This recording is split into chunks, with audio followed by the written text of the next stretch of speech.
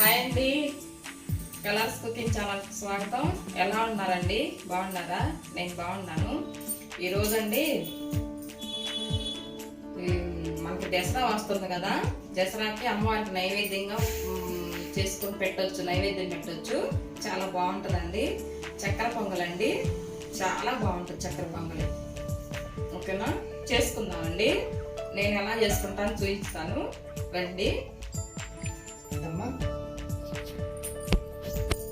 కిస్మిస్ అండి, కిస్మిస్ తీసుకున్నా, జీడిపప్పు, యాలకులు, పచ్చకర్పూరం అండి కొంచెం వేసుకోవాలి. బియ్యం ఈ కప్పుతోటి కప్పు బియ్యం తీసుకున్నానండి. పెసరపప్పు కప్పు బియ్యానికి ఒక పావు కప్పు పెసరపప్పు అన్నమాట. ఎండు కొబ్బరి ముక్కలు ఎన్ని వేసుకుంటే అంత బాగుంటుందండి. ఈ చక్కెర పొంగలకి ఎండు కొబ్బరి ముక్కలే బాగుంటాయి. బెల్లం అండి, ఒక కప్పు బియ్యంకి కప్పు బెల్లం, హాఫ్ కప్పు పంచదార సరిపోద్ది. ఓకేనా, వేయించుకుందాండి. పెసరపప్పు వేయించుకోవాలి. ఫస్ట్ గ్యాస్ వెలిగించేసి బండి పెట్టుకొని గ్యాస్ వెలిగించుకున్నాను.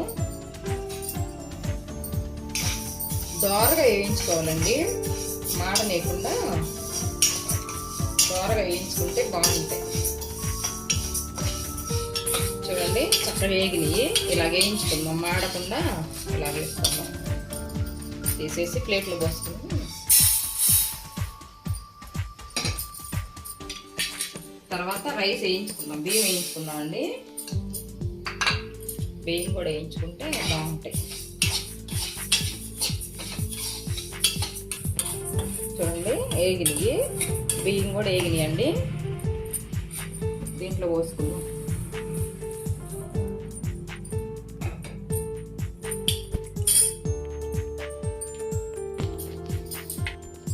నెయ్యి వేసుకున్నానండి. కొబ్బరి ముక్కలు వేయించుకుందాం.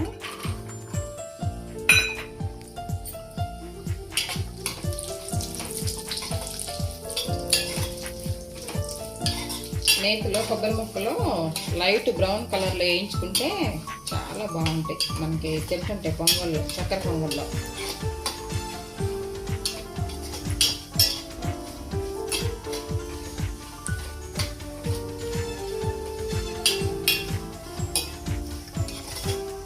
చూడండి, ఇలా తీసుకుందాం.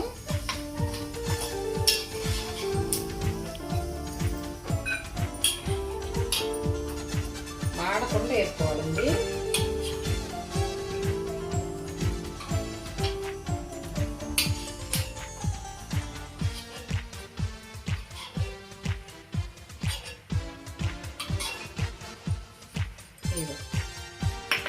తర్వాత జీడిపప్పు వేసుకుందాం.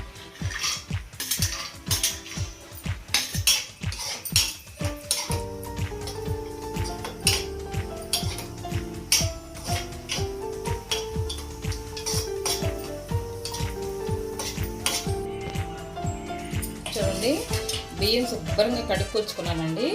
బాగా ఒక 4-5 సార్లు కడిగాను. వేయించుకున్న బియ్యము పెసరపప్పు కడిగి ఒక హాఫ్ కప్పు పాలు తీసుకున్నానండి. కొట్టి వాటర్తో ఉడికితే బాగోదన్నమాట. చూడండి, మనకి మొత్తం కలిపి కప్పున్నర వస్తాయి అన్నమాట. బియ్యమును పెసరపప్పు కప్పున్నరకి 4 కప్పులు వాటర్ పోసుకోవాలి. 2 పోసానండి. 2 కప్పులు పోసానండి. 3, 4 కప్పులు పోసుకోవాలి. కప్పున్నర బియ్యము పెసరపప్పు కదా, 4 కప్పులు వాటర్ పోసాను. పొయ్యి మీద పెట్టుకుందాం. బెల్లం పంచదార అండి కరగబెట్టుకుందాం. పాకం ఏం అవసరం లేదు, కరగబెట్టుకుంటే సరిపోతుంది. చూడండి, 5 ఫ్రెండ్స్, ఇది చక్కగా ఉడికింది. కొంతమంది పొడి పొడిగా తింటారు, కొంతమంది ఏమో ఇట్లా కొంచెం ముద్దగా మనం మీడియం సైజులో చేసుకుందాం. అట్లా పొడి పొడిగా చేసుకుందాం. ఓకేనా, బెల్లం కరిగిందండి. ఇది ఏదైనా రాళ్ళు అదనంగా చక్క వడకట్టుకొని పోసుకుందాం. వడకట్టేది బెల్లంతో రైస్ ఉడికిందండి, చక్కగా ఉడికింది. బెల్లం వేసాం కదా, వడపోసి వేసానండి బెల్లము, వడకట్టాను అన్నమాట. ఇప్పుడు మనం ఫస్ట్ వేయించుకున్నాం కదా, అవి వేసుకుందాం. జీడిపప్పు కొంచెం ఉంచుకుందాం పైన డెకరేషన్ కోసం. కొబ్బరి ముక్కలండి,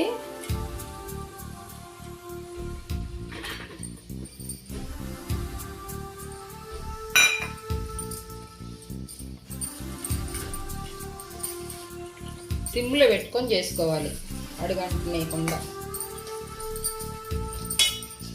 ఇలాచి పొడి వేసుకుందాం, నెయ్యి వేసుకోవాలండి. నెయ్యి ఎంత పడితే అంత బాగుంటుంది అన్నమాట. పచ్చకర్పూరం చూడండి, ఒక చిటికెడు వేసుకుంటే ప్రసాదం మంచి స్మెల్ వస్తుంది, టేస్ట్ కూడా బాగుంటుంది. చూడండి ఎలా ఉందో, కలుపుకుందాం.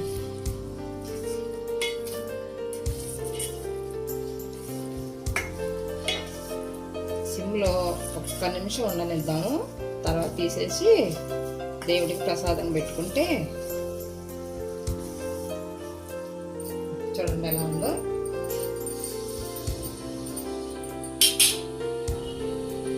మూత పెట్టి 2 నిమిషాలు ఉంచుతానండి.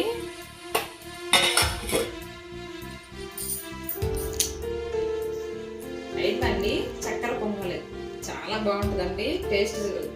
ఇదిగో బెల్లం వేయలేదు అనుకుని, నేను బెల్లం వేసి చూపించలేదు, వడకట్టాను అనమాట. వడకట్టి వేసాను, ఓకేనా. మా అబ్బాయి ఎవరు వస్తే వెళ్ళాడండి, వడకట్టి నేను వేసాను అనమాట. సరేనండి, చక్కెర పొంగలి అయింది. చాలా టేస్ట్గా చాలా బాగుంటుందండి. ఈరోజు శనివారం కదా, 7 శనివారాలు పూజ చేసుకుంటున్నాం కదా మనం. ఇవాళ నాకు 3వ వారం అండి, ఇది 3వ వారం.